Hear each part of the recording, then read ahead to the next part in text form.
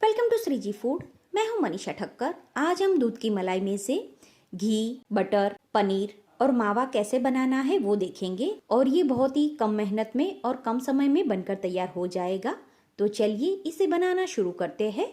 आपको अगर मेरी रेसिपी पसंद आती है तो रेसिपी को लाइक और शेयर करके ऐसे ही नए वीडियो देखने के लिए चैनल को सब्सक्राइब करना ना भूलें।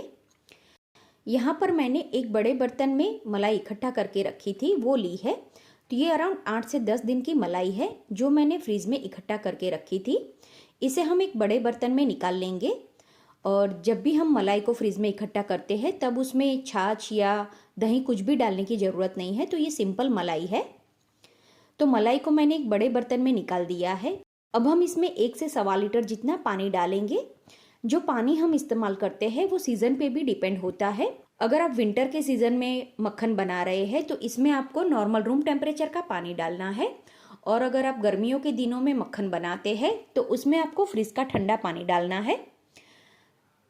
अभी का वेदर ज़्यादा गर्म भी नहीं और ठंडा भी नहीं, उस तरह का है। तो यहाँ पर मैंने नॉर्मल रूम टेम्परेचर का और फ्रिज का दोनों पानी मिक्स करके यूज़ किया है। अब हम इसे हैंड ब्लेंडर की मदद से ब्लेंड करेंगे। मलाई में से घी बनाने के बहुत सारे तरीके होते हैं। कई लोग जो मलाई होती है उसे डायरेक्ट गरम करके भी घी बनाते हैं और उसी के साथ अगर आपके पास हैंड ब्लेंडर नहीं है और जो क्रीम व्हिप करने का मशीन आता है उसका इस्तेमाल करके भी आप मक्खन बना सकते हैं।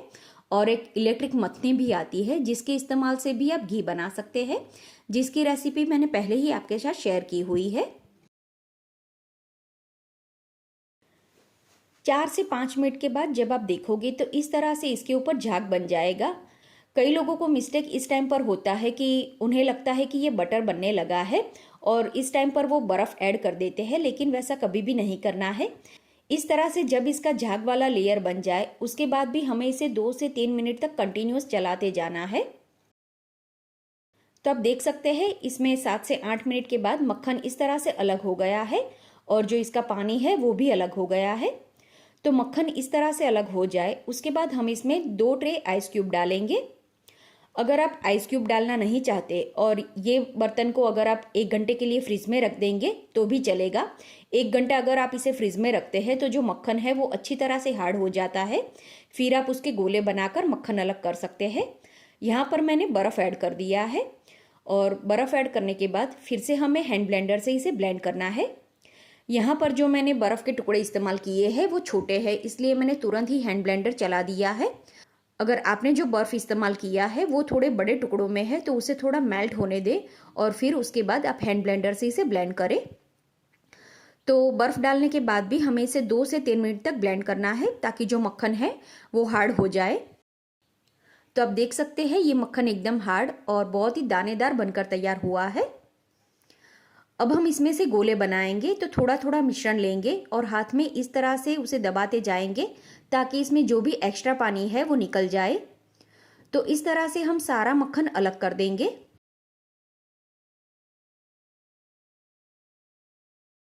जो मक्खन हमने बनाया है उसे हम साफ पानी से अच्छी तरह से धो लेंगे। मक्खन को धो के इस्तेमाल करने से जो हम इसमें से सफ़ेद मक्खन बनाते हैं उसे अगर आप स्टोर करना चाहो तो स्टोर भी कर सकते हो। तो इस तरह से मैंने मक्खन को पानी से धो लिया है। अब अगर आपके घर में बाजरे के रोटले के साथ, ब्रेड के साथ या फिर पराठे के साथ सफ़ेद मक्खन खाना पसंद है तो आप इस तरह से छोटी कटोरी में या फिर एयर टाइट कंटेनर में ये मक्खन निकाल कर रख सकते हैं। इसे आप फ्रिज में 1 हफ्ते तक स्टोर कर सकते हैं। और आप अगर इसे सॉल्टेड बनाना चाहते हैं तो इसमें थोड़ा सा नमक और चुटकी भर हल्दी या फिर फूड कलर डाल के भी मिक्स कर सकते हैं। अब बाकी का जो मक्खन कढ़ाई में बचा है उसे हम साइड में रख देते हैं और मक्खन निकालने के बाद जो बाकी का पानी बचा है उसमें से अब हम पनीर बनाएंगे। तो ये बर्तन हम गर्म करने के लिए रख देंगे। अब हम इसमें 1.25 से 1 कप जितना दूध डालेंगे। दूध आप डायरेक्ट पैकेट खोल के या फिर मलाई उतार के जो दूध हम रखते हैं फ्रिज में वो भी इस्तेमाल कर सकते हैं। अब इसे हमें थोड़ा गर्म करना है। ये मिश्रण जब गर्म हो जाए उसके बाद हम इसमें विनेगर डालेंगे जिसे सिरका बोलते हैं।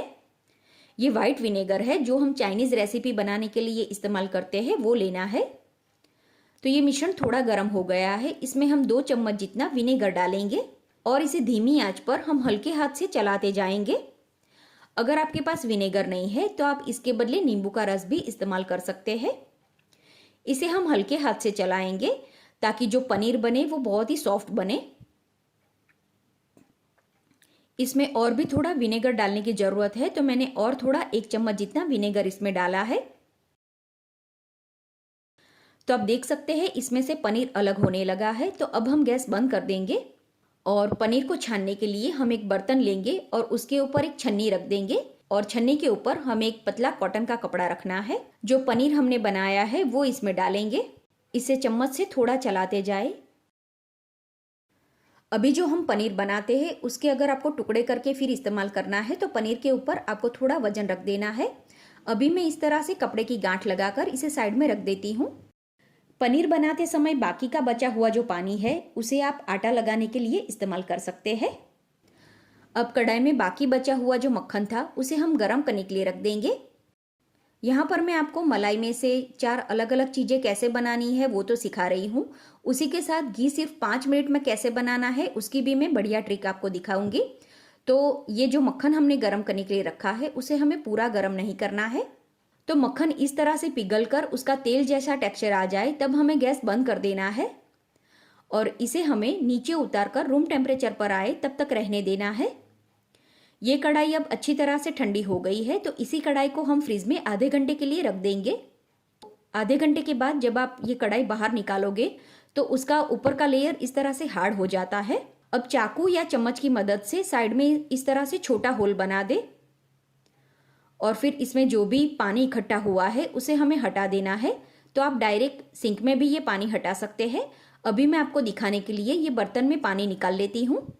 घी बनाते समय जो स्मेल आती है जो किसी को पसंद नहीं होती है वो यही पानी जब बॉईल होता है उसी की वजह से आती है। तो जब आप ये पानी इस तरह से हटा देते हो तो घी बनाते समय बिल्कुल भी स्मेल नहीं आएगी। और इस तरह से जब हम पानी हटा देते हैं तो घी बनने में भी बहुत ही कम समय लगता है, तो हमारा समय भी बच जाता है, उसी के साथ गैस भी बहुत ही कम यूज होता है। तो आप देख सकते हैं एक बड़ी कटोरी जितना पानी इसमें से हमने निकाल लिया है। अब इसे हम गर्म करने के लिए रख देते हैं। हमने इसमें से पानी तो हटा दिया है, अब जो इसमें मॉइस्चर है वही हमें हटाना है। तो घी बनने में सिर्फ 4 से 5 मिनट जितना समय लगता है और इसे हमें हाई फ्लेम पर ही कुक करना है।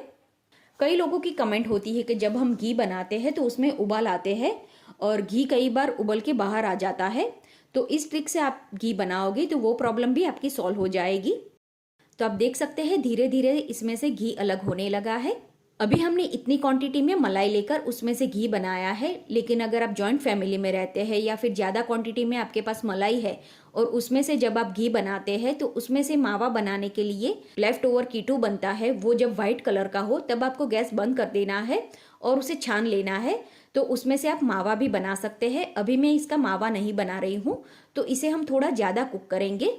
तो आप देख सकते हैं इसका जो लेफ्ट ओवर कीटू है वो लाइट ब्राउन कलर का हो गया है। इस तरह से जब इसका टेक्सचर आ जाए तब हम गैस बंद कर देंगे और ये घी को बनने में सिर्फ 4 मिनट का समय लगा है। अब हम घी को छान लेंगे। तो यहाँ पर मैंने एक बर्तन लिया है और उसके ऊपर छन्नी रखी है।